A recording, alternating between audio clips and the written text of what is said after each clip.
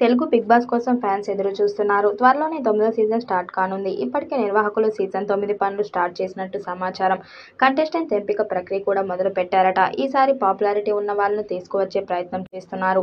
గత సీజన్లో వచ్చిన కంటెస్టెంట్స్ మీద నెగిటివ్ ఫీడ్బ్యాక్ వచ్చింది. అందుకే ఈసారి క్రేజ్ ఉన్న వాళ్ళను తీసుకువచ్చే ప్రయత్నం చేస్తున్నారు. ఈ నేపథ్యంలో జబర్దస్త్ ద్వారా పాపులర్ అయిన రష్మి పేరు ఎక్కువగా వినిపిస్తుంది.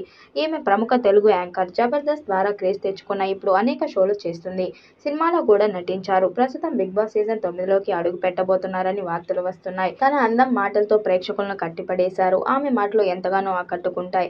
తెలుగు స్టార్ యాంకర్ గా ప్రేక్షకులను చేరువయ్యారు. సీజన్ 8లో ఆమెను వైల్డ్ కార్డ్ ఎంట్రీ ద్వారా తీసుకురావాలని చూశారు. కానీ ఆమె షోలో బిజీగా ఉండటంతో ఆఫర్ ని వదులుకుంది. కానీ ఇప్పుడు సీజన్ 9 స్టార్టింగ్ నుండే హౌస్ లోకి అడుగు పెడతారని సమాచారం.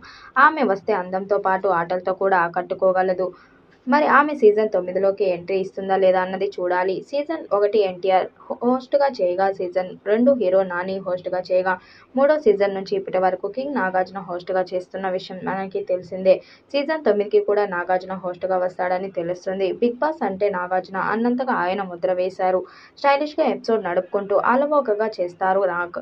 అందుకే హోస్ట్గా ఆయన తప్పించి మరొకరిని ప్రేక్షకులు ఊహించలేరు. బిగ్ బాస్ రోజు మిస్ అయిన నాగార్జున ఎంట్రీ ఇచ్చే శని, ఆదివారాలు మాత్రం ఇంటిల్లిపాది ఆయన కోసం వెయిట్ చేస్తుంటారు. కంటెస్టెంట్స్ చేసిన తప్పొప్పులను విశ్లేషించి వారిని ప్రోత్సహిస్తూ షోను రక్తి కట్టించేవారు. ఇక వయసులో పెద్ద కావడంతో పాటు టాలీవుడ్లో శాసించే సూపర్ స్టార్ కావడంతో ఆయన ఎలాంటి వారినైనా కంట్రోల్ చేయగలరనే ముద్ర పడిపోయింది.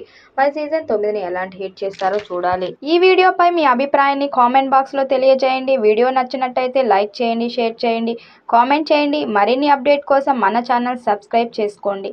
నోటిఫికేషన్ కోసం పక్కనే ఉన్న గంట సింబల్ని కొట్టండి.